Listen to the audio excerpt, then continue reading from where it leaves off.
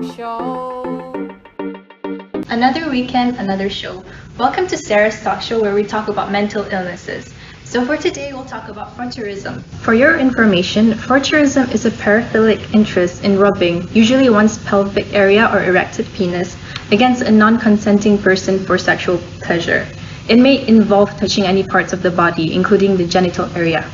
So before we start our usual interviewing session, let's take a look on the clip of our crew interviewing people about this disorder.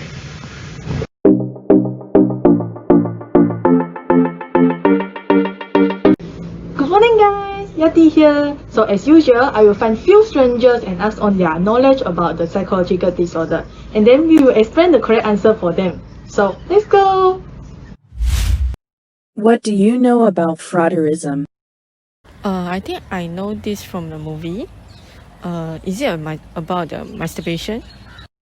I don't know. Frotteurism, I think it's something about like rubbing their private part against others' body, right? Frotteurism is a paraphilia that involves non-consensual rubbing against another person as a means to achieve sexual arousal. It is a common phenomenon among the general population which usually goes unnoticed. Where do you think it usually happens? Maybe in a crowded place area.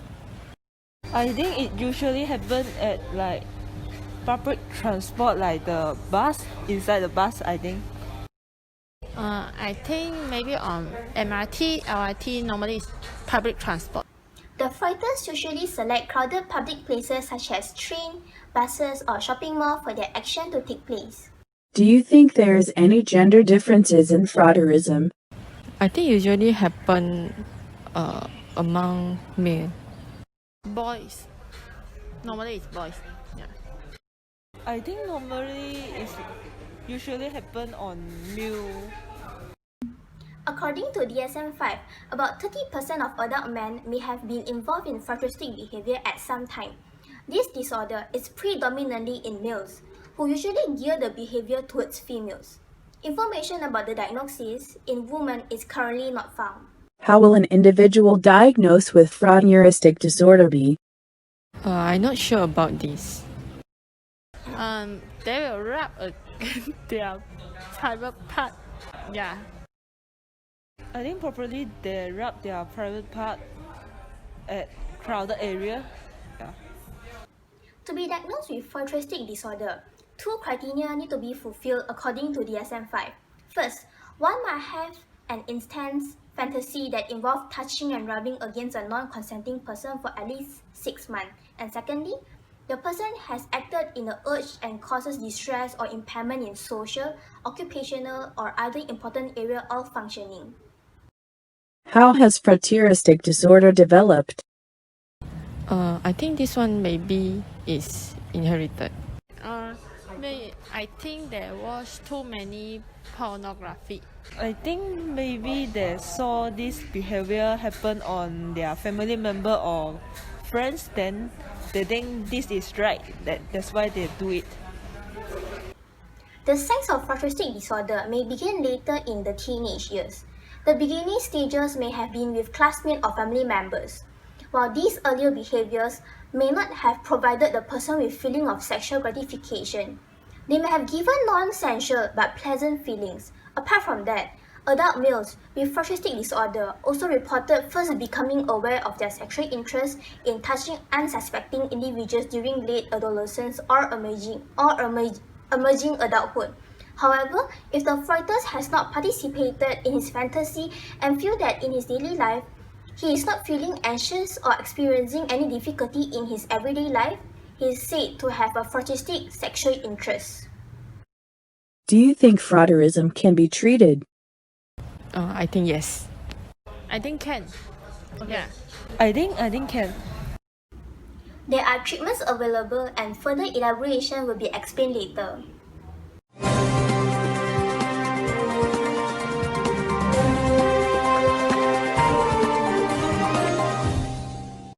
Good evening, this is Marsha News Center and I am Shashila. On 14 December 2017, a 20-year-old female student was sexually molested by a man who knocked rubbed his genital against her while she was on the escalator at the Masjid Jami LRT station. During the shocking incident, the unidentified pervert had unzipped his pants and rubbed his exposed genital against the girl's back. While the accident had taken place in full view of others, no one did anything to help the traumatized girl, whose friend later posted about it on the internet. Other passengers did not try to apprehend the man or stop him. Instead, they just laughed at me, the victim wrote, expressing disgust over the incident. After the escalator, he again molested her inside the train. In media statement given by Dan Wani, District Police Office Chief Assistant Commissioner Sharifuddin Abdullah back in December, the ACP had said that she was sexually harassed at the Masjid Jami LRT station premise at 7:50 p.m. After the social media postings about the sexual assault went viral, Rapid Cab posted on their official account saying that the alleged suspect was apprehended and handed over to the PDRM. However, the suspect who was caught was another predator from a different case that happened earlier on Rapid KL. They then assured that they are coordinating efforts with PDRM to apprehend the suspect. Now, more than 2 months after the incident, the 31-year-old suspect was finally arrested on Saturday, 24th February, by two plainclothes members of Prasarana Malaysia Sdn Bhd Auxiliary Police. He was captured while alighting from a train at the Imbi monorail station. The auxiliary policemen were patrolling when they came across the suspect and immediately arrested him. Upon further investigation, the suspect admitted he was the one captured in CCTV stills following the incident last year. According to the statement by Prasarana, they had launched a manhunt after the suspect was identified from the CCTV footages. The auxiliary police have now handed the 31-year-old suspect over to the Kuala Lumpur Police Contingent headquarters. Meanwhile, the Rapid Care has advised against uploading photos or videos of incident on social media, saying that they are complete investigation and suspects become aware that they are wanted. It is advised that commuters who are victims or witnesses of a crime to report any incident or suspicious behavior to the bus captain, station operators, or the auxiliary police. Good evening, this is Marsha News Station and I'm Mary. So today is July 14, 2019. A pedophile was caught on CCTV molesting a little girl at a convenience store. So it's obvious from the video that the two little girls were browsing through the convenience store. Suddenly, a man held her from behind, and it's obvious from the video that he was rubbing his genital against the girl, acted like it was an accident. He left and returned after a few seconds and went even braver this time by pushing himself against the girl, acting to take something from the rack. So obviously the two girls felt disturbed and fled from the scene. The CCTV video footage was put on the internet and went viral immediately, and action was taken by the police. Good evening, this is Marsha News Center and I'm Shashila. On October 7, 2019, a netizen shared a horrifying incident which was experienced by her male friend in Kota Kinabalu. The netizen revealed that the man dropped his penis against her male friend, and he didn't stop there. After that, the despicable man had the audacity to invite the poor boy to his house for who knows what. And the middle-aged man did all of these acts while fully knowing that the boy was underage.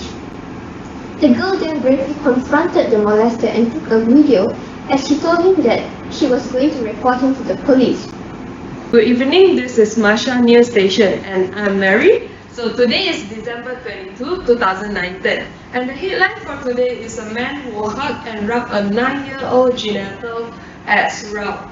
So from the CCTV video footage, we can see that the man has parked his motorbike nearby, and then he called the 9-year-old victim who was playing with her cousin to the toilet. So immediately, he hugged her from behind and put his hand down to her pants and rubbed her genital. So feeling shocked, the girl immediately fled from the scene and told his father about it. And the father immediately lodged a police report, and the CCTV video footage went viral.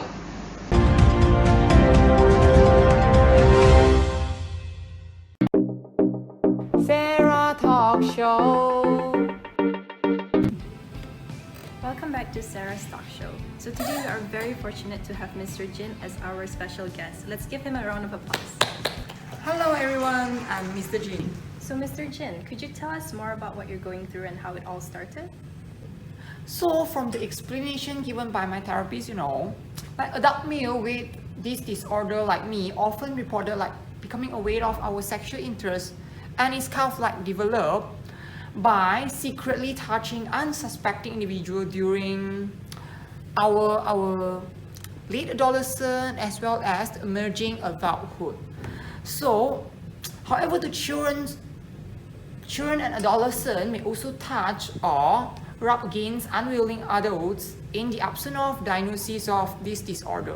Like, although there is no minimum age from this diagnosis, so this disorder can be kind of like difficult to differentiate from conduct disordered behavior without sexual motivations in individuals at younger age.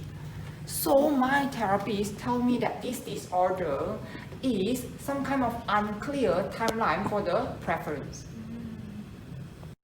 So what are your feelings as someone with Forturism? By definition, this disorder is kind of like requires one or more contributing factor that may change over the time, with or without the treatment.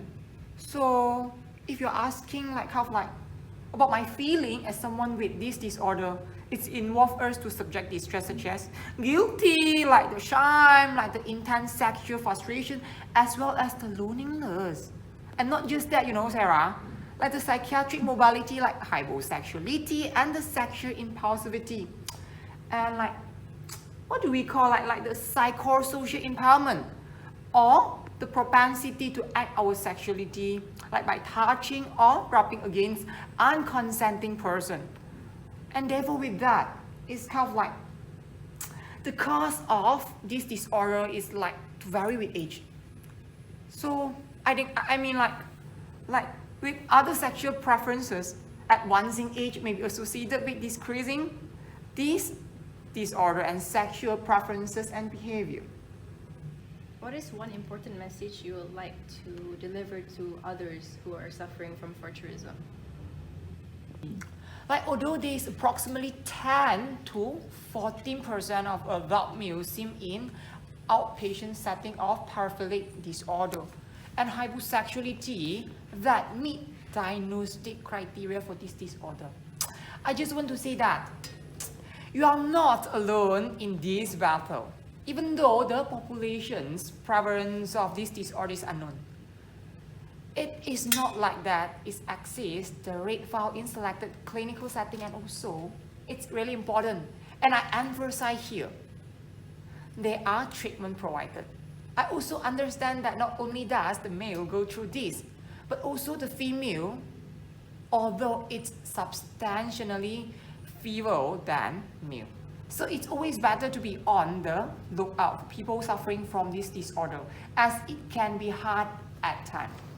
And on that note, I would like to end with a quote that goes, "You cannot reshape human nature without mutilating human being."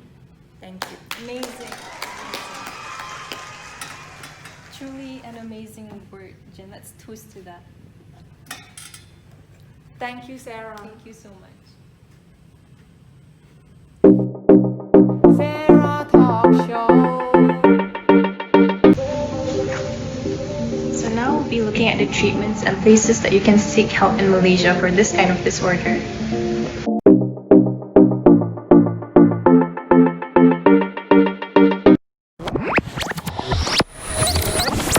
Hello, I'm Suni from People Psychological Solutions. Our company is located at One Mon Kara, Kuala Lumpur. At People Psychological Solutions, we offer comprehensive psychological assessments and psychotherapy for adults. Whether you are a university student, working professional, starting or belonging to a family, we provide expert solutions to live a quality of life that is fitting to your most productive years. Our team consists of clinical psychologists who are well trained from the scientist practitioner model. Each professional strictly practices from an evidence-based approach, thus forming accurate clinical judgments and effective interventions. So today we are going to talk about services that will be provided for tourism. In our center, we provide cognitive behavioral therapy (CBT), where the therapist helps the person identify triggers that cause their urges and then works with that person to teach them skills on how to manage the sexual urges in a more healthy way. It includes cognitive restructuring, which is to identify and change the thought that drives the behavior. Next is relaxation training. This is to reduce touching or rubbing impulse. The last one is coping skills training. This is by suggesting different ways to behave when feeling aroused. Thank you. Hello, my name is Atalika from Solis Asia. Our company is located in Klang Valley, Kuala Lumpur. Our company provides intensive care for people affected by substance and process abuse. We work within the needs of the individual, including their family, offering successful alcohol rehabilitation and drug rehabilitation. Our holistic treatment program caters to the individual with individual group therapy, recovery coaching, therapy or counseling, chronic relapsing prevention, meditation, family workshop, clinical assessment, medical treatment, psychiatric treatment, and detoxification. Generally speaking, our company specializes in substance misuse and behaviors addiction, including sex addiction. Our highly qualified clinical team members have vast experience in the science of addiction treatment. Our company offers behavior therapy as a treatment for terrorism. Behavior therapy will help you understand that others are affected by the way you act. This can help you change and improve behaviors that are problematic. Behavioral counseling is a psychological approach to modify the attitudes and responses of an individual through positive and negative reinforcement. Hi everyone, I'm Jasmine from the Mind Faculty. The Mind Faculty is a psychiatry psychology specialist medical center. Our center is located at Solaris Monclara. Our center offers a wide range of therapies such as psychiatry, psychology, counseling, complementary therapies. If you face the problem, no matter you are student, secondary school student, or university student, white worker collar, housewife, or retiree, if you face the problem, you can seek for help for our center. Our center is open on Monday until Saturday, and the opening hours on Monday until Friday is 9 a.m. until 9 p.m. And our center is open on Saturday from 8 a.m. until 7 p.m. and our center is closed on Sunday. To treat with photorealism disorder, our center offers therapies that called client-centered therapies that can help the clients to address a wide range of sexual dysfunction and issue. We have a client-centered approach, which means the counselor will help the client to tailor their approach to suit the client's bio, psycho, and social background. For further inquiries, you may contact us at 03-6203-0359 or you may email to us to enquiries@themindfaculty.com. Should you have other concerns and inquiries, please don't hesitate to contact us. Sarah Talk Show. Thank you so much for tuning in Sarah's Talk Show. See you next week.